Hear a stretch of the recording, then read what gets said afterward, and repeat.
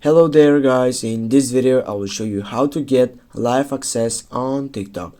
First, what you need to know is that your profile needs to be successfully averaged by your TikTok numbers. Go on your profile section and then click on the dots icon on your right upper side.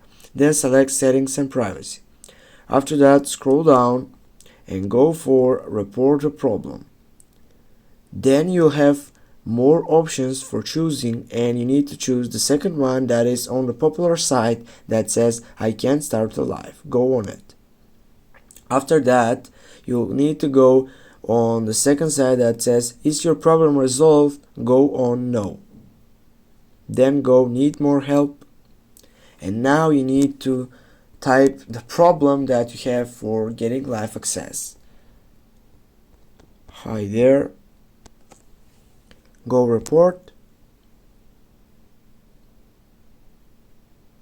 and then guys, you'll need to wait for a report from a feedback from the TikTok side that might be for 1 day, 2 days, maybe 3 days, and then you'll be able to get live access on TikTok.